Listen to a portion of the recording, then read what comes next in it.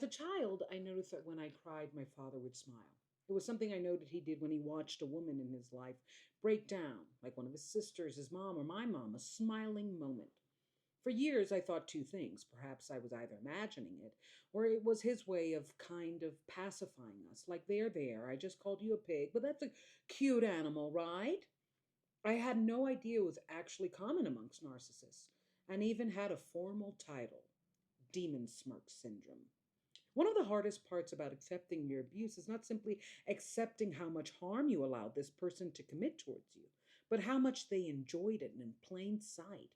As a child, I would rather question my literal eyesight than imagine the man that always made me cry wanted to, and perhaps kept me in his life because he could not, because he could, and he had not yet grown bored with that capacity. In essence, that is what was painful. My father was entertained by abusing me. And when he was no longer entertained by it, like a man who overplayed his favorite film, he just stopped wanting to see me. It was the weekend of my first off, way off, actually totally off, not even close Broadway play. It was at the New Eurekan Cafe, and I had felt like I was finally in the beginning of my chapter, my life, a feeling I would often repeat without having a sense of identity. One of my failings, especially when younger, was the presumption that knowing what you do not want gives you clarity over what you do, or at least what you need. I knew I wanted to be a star, and I knew I did not want any more energies that made me feel like I could not be or did not deserve to be. But I still struggled to acknowledge that a lot of those energies were in my own family, and that perhaps my desire for fame stemmed from their imposed invisibility.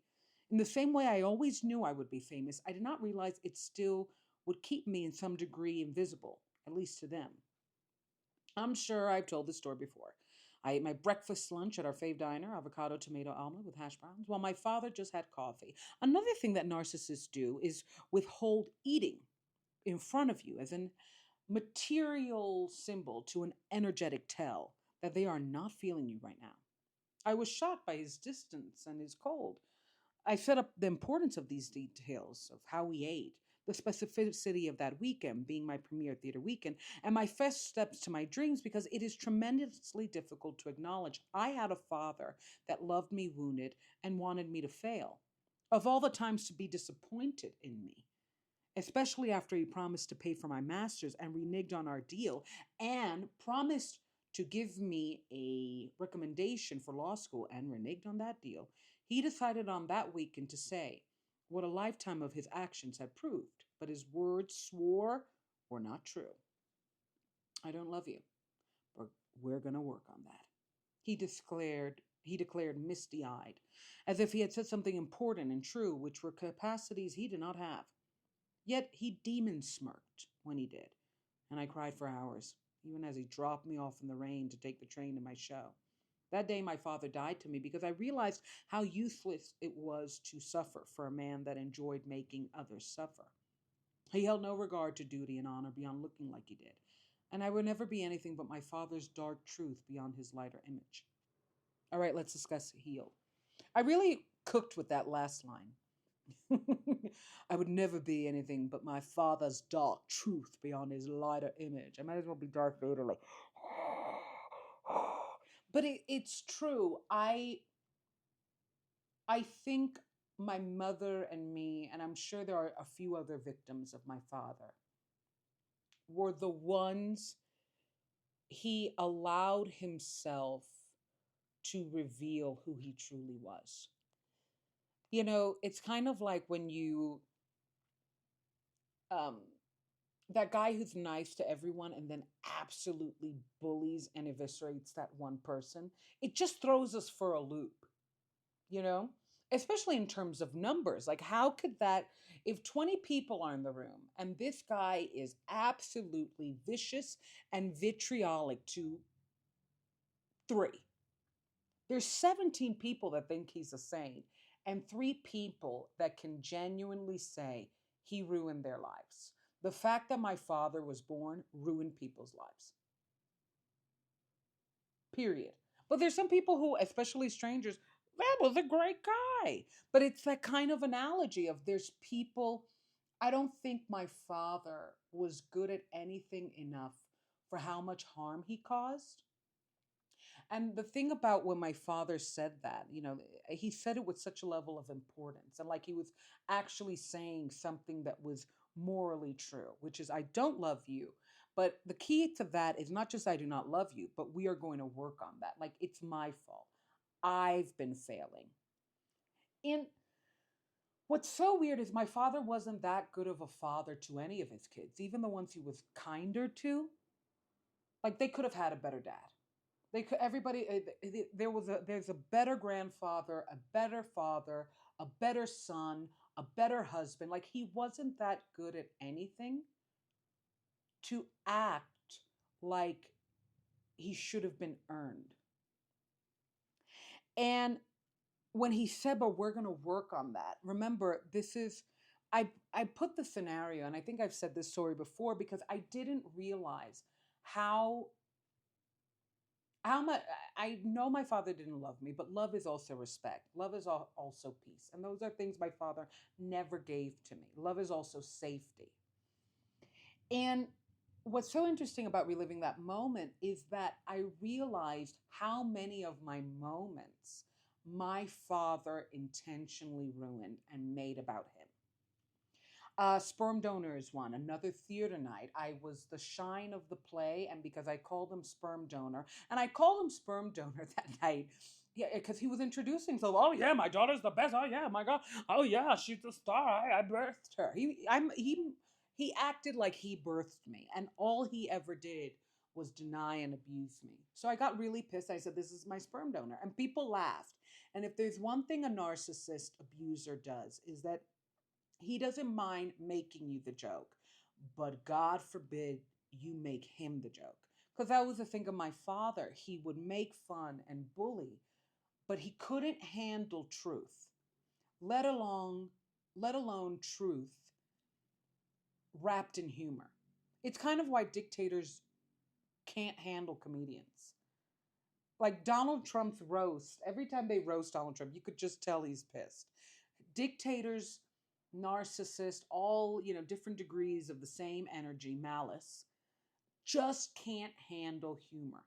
It's even, I remember watching this KKK documentary, and they were all obviously making fun of Black people and Latinos and Jews and saying the lamest jokes. They can't even pass kindergarten, like one guy said. And I just thought, huh?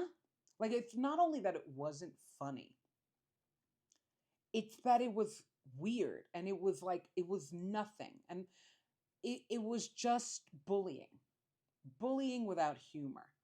But when you tell truth with humor, that absolutely crashes them, because they don't know how to laugh, let alone be honest with themselves. And I just didn't realize how much, because one of my struggles with my father's abuse is that he intended to destroy me. And in many ways, he did. The problem is when you are a destructive human being and you're going against a creative human being, one of the blessings of being a creative human being is our capacity to be reborn. My father, it was like a ghost with a body, internally dead, but the thing about ghosts is that they do have an image and they do appear, and yes, they can haunt, but there's something humanely inhumane about a ghost, right? And he's kind of like a reverse ghost. He has the body, but inside he doesn't have the soul anymore, because he claimed his soul died with his childhood, right? And I don't want to. What's tricky about that is my father abused me and just swore that his mother out abused every abuser in the world. And thus he didn't become exactly like her or his parents, because he, in his head, lived eternally as their victim. So he couldn't fathom he had victims. He was someone else's victim. Like, that's the victim mentality. You define your entire life by how somebody else killed you, to the point that you don't even see you've stabbed people.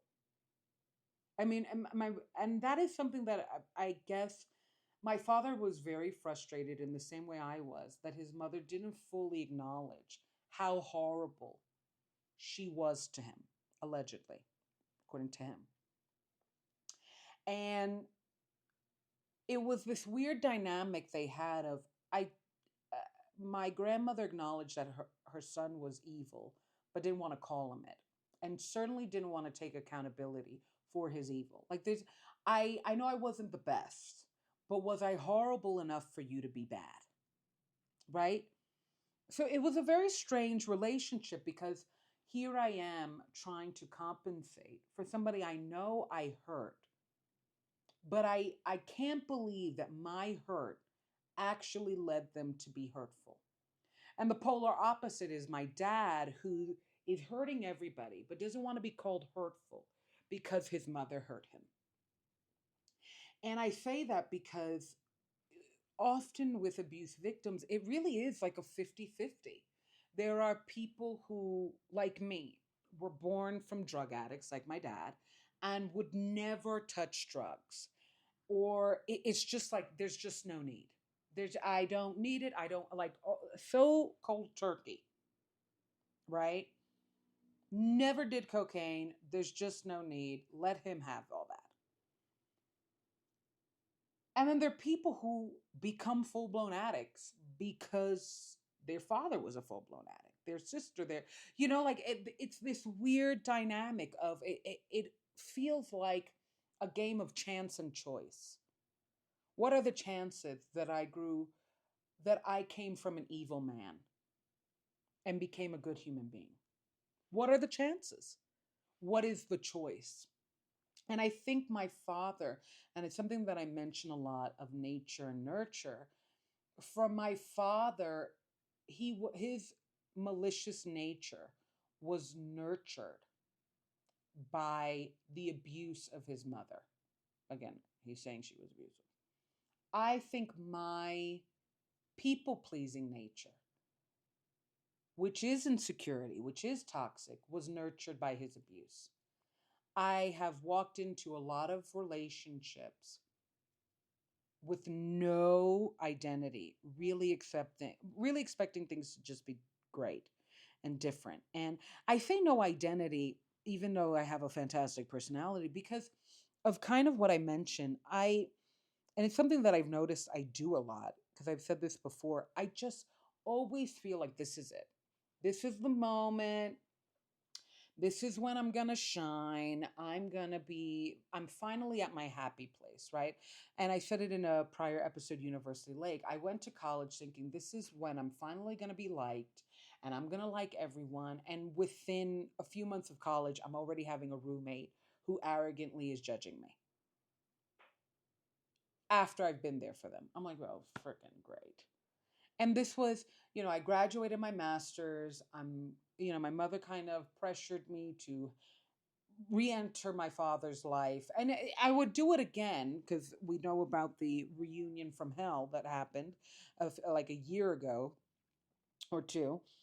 um and it was just this moment of like, I was doing theater, which is what I always wanted, and I was pressured to go into school. And the irony of my father kind of saying, I'm going to put you through a master's and then reneging, right? And kind of closing the bank account and leaving me stranded in Europe. And, or, saying, I'm going to put you through law school and then refusing to give me recommendations. The irony of all that is that I really did go to school for them. I didn't want to go to college. My mother said absolutely impossible. There's just no way. But I really do feel more than ever that college is a debt system. It is a debt trap. And we're still running on old models and old ideas that absolutely do not fit and completely emotionally crash the new reality, which is, we go to college because we think it's going to get us a job. And it really, there's more likelihood you will get debt from college than an actual job, let alone a job in what you studied. And yet, my daughter has to go to college. My daughter has to learn. I'm never going to fund it. I'm going to make sure she dies of hunger in her classroom. But, I'm a good person. Like it was so weird because I was also playing into the role. My parents want me to study, but yet I have this one parent that wants me in debt, and this other parent that is struggling to accept her daughter as an artist because she wants her daughter to be rich. And there's just not an association that artists and wealth could ever match, despite celebrity culture. Celebrities existing. Um, and I think when I looked back at I never thought the setting and the details were as important until I realized that Demon Smirk syndrome was true because what I said, I really thought I spent so much of my life protecting my dad. And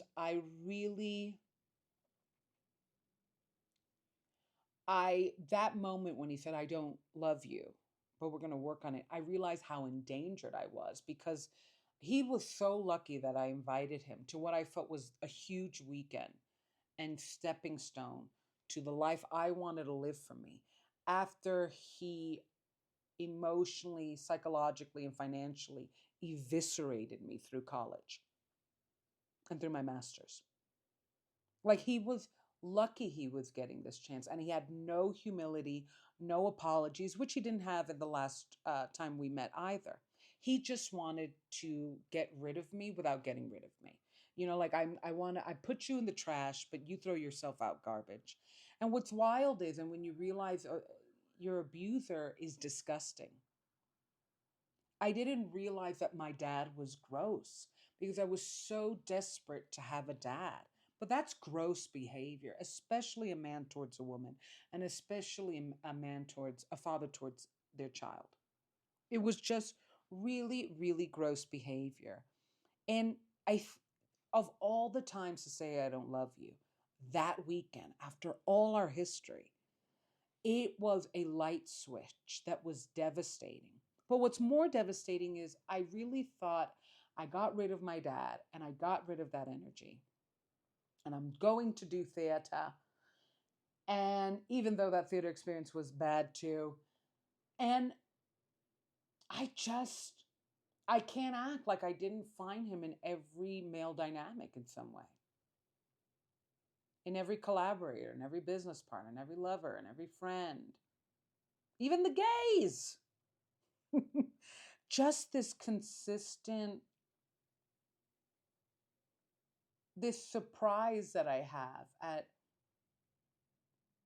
at being overly good to traumatize toxic people and then being genuinely shocked when not only do they hurt me or want to hurt me, but then get tired of hurting me.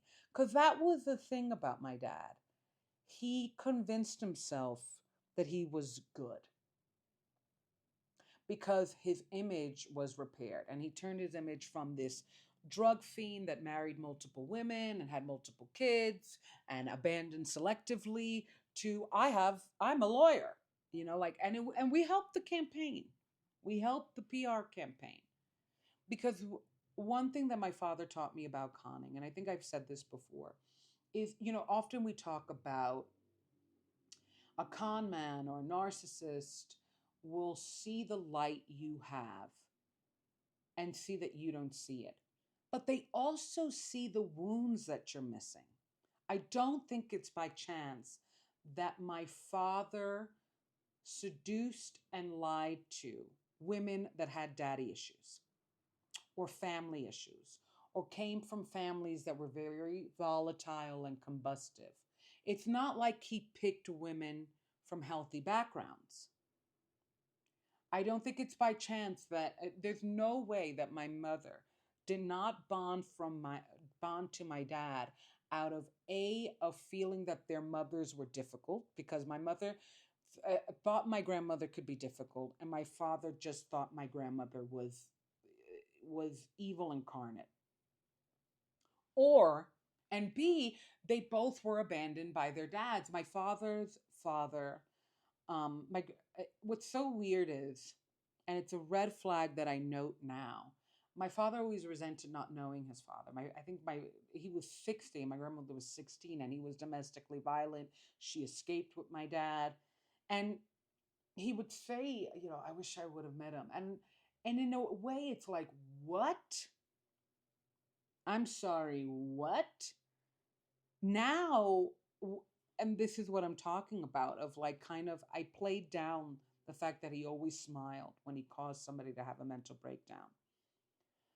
I also played down because in my I saw it as, and this is despite knowing that the history of my own grandfather, not in depth, but the main details, right? I thought, yeah, everybody wants to meet their dad. Not, this guy is like, that's an evil man. Like, you don't marry babies and then marry babies and have babies with them and then beat that baby, because she also felt, oh, he's certainly going to turn on my kid. I think, in perspective, that was a red flag for how much my father did not value women. And it's crazy.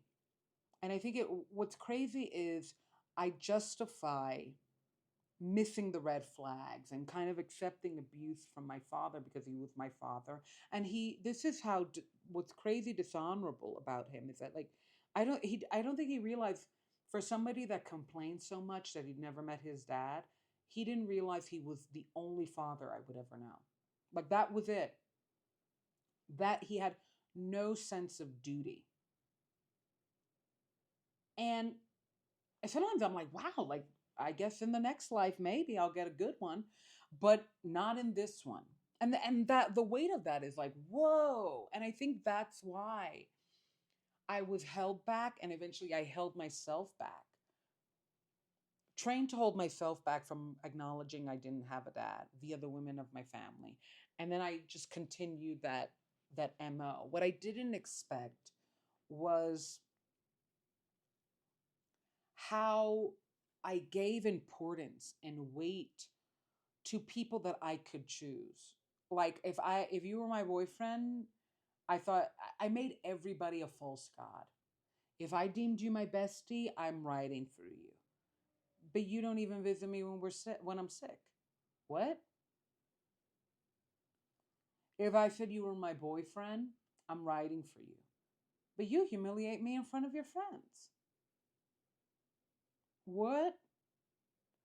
I didn't think. I thought because I was only protecting and pushing my relationship with my father because he is my father, that I wouldn't do that with people, again, that I was choosing to enter my life, friends, coworkers, bosses. These are all selections. If you have a horrible boss, then rejoin the workforce, because that is health that you're losing for that guy. And it's just wild to me. It was so subconscious. I really thought I was choosing better.